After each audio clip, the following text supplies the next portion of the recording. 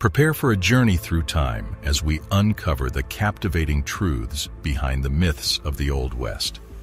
In this video, we talk about 7 silly myths that have become part of the way we think. Let us find out the truth about these long-held myths and the real stories that shaped one of the most famous times in history. Myth 1. Settlers and Indians fought all the time. Native Americans and average American pioneers traveling in covered wagons did not often fight with each other. Even though many pioneers, in the hundreds of thousands, made the difficult trip through Nebraska, only a small number, about a few hundred, died in fights with Native American villages. It is important to point out that this number is very different from what most people think. The real number of people who died because of these wars was not in the tens of thousands or even in the thousands. Instead, it was between 300 and 400. To give you a bigger picture, the overall number of recorded deaths of pioneers along the Oregon Trail, including deaths from disease and other causes, was between 10,000 and 30,000. So, Native Americans were only responsible for 1 to 4% of all trail deaths. Interestingly, it's worth considering that more lives may have been lost due to unfortunate accidents, such as accidental encounters with their own cattle. On the other hand, during the same time period, over 400 Native Americans died because of the actions of newcomers. Even though this is true, it shows that most pioneers did not fight with Native groups. Myth 2. Cowboys are an American invention. Contrary to what most people think, the idea of cowboys did not start in the United States. In fact, they were around more than 20 years before the Pilgrims landed on Plymouth Rock. This means they are older than the United States itself. Vaqueros, who were Mexican horse herders, were the real people who started the cowboy way of life. Vaqueros were the ones who came up with all the cowboy words, like bronco, lariat, and stampede. They were the perfect example of what people think of when they think of cowboys. They drove cattle for long distances along rough trails, and it is possible that their unique sombreros were the first cowboy hats. They also wore chaps, put on rodeos, and lived the lifestyle to the fullest. While vaqueros were cowboys for nearly 2 centuries, their legacy often remains overshadowed by history. When Americans moved west, these vaqueros knew enough about the land and animals to help teach the new cowboys what they knew. But the newcomers took the cowboy way of life and ran with it, even changing the word vaqueros to buckaroos. Even though Hollywood might make you think so, not all cowboys were white men. According to statistics, 1 of every 3 cowboys was a Mexican vaquero. 1 in 4 is thought to be a black man who was freed from slavery but could not get far away from his old masters. Myth 3. Bandits who stole money from banks ran the Old West. Butch Cassidy, the Sundance Kid, and the Dalton Gang were known for their bold bank robberies, in which they stole huge amounts of money.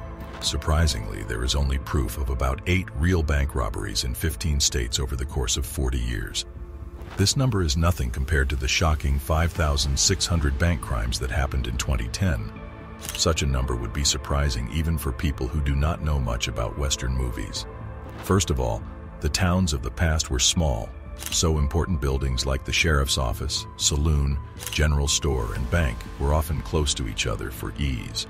This cluster of important businesses was usually the center of the settlement. Since the sheriff's office was usually only a few doors away, you were probably pulling off your big robbery while the police could hear you. Second, getting in and out of the banks was not easy. Most buildings in the Old West were made close to each other, so banks were often surrounded by other buildings. Also, the strengthened back walls made it hard for anyone to get in without permission. When a thief left the bank with stolen money, the sheriff was waiting just outside. The most famous bank robberies, like the ones Butch Cassidy and the Sundance Kid did, were based on real events. However, their accomplishments were truly exceptional for valid reasons. They did risky things that other people did not have the guts to do. Myth 4. People just played cards for fun. In many Western movies, playing cards is often a matter of life and death. In the real Old West, though, not every Tom, Dick, or Harry would have played in big-time card games, because gaming card games were even more of a big deal than people thought. Surprisingly, they are taken very seriously as jobs, and the best players become competitive athletes. Throughout the Old West, Establishments such as gambling halls, brothels, and saloons were dedicated to hosting professional card games and events.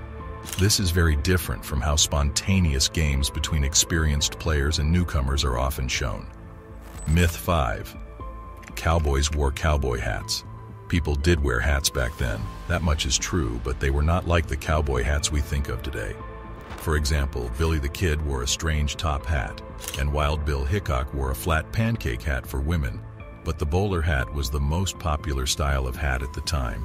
It was famous because it could be worn in different social situations, which was important when men always wore hats.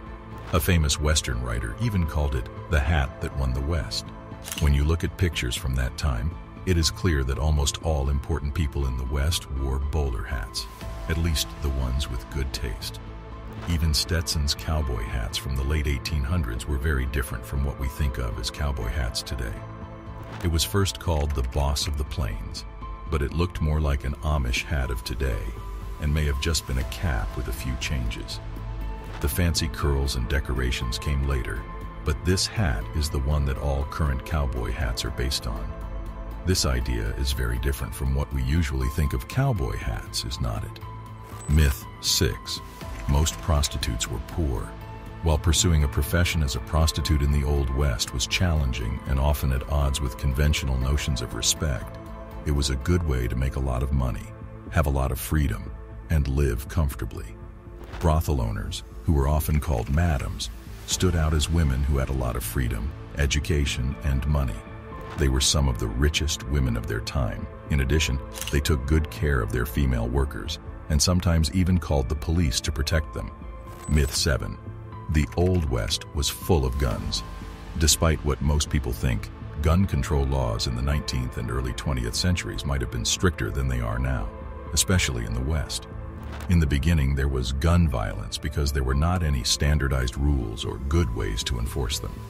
But the Wild West did not always stay wild. As towns grew and settlements got bigger, people started to need and like handguns less and less. Around 1878, after moving west for a quarter of a century, steps were finally taken. Even noisy places like Dodge City had signs like this one. The famous shooting at the OK Corral happened because a gang did not follow Tombstone's law against carrying guns.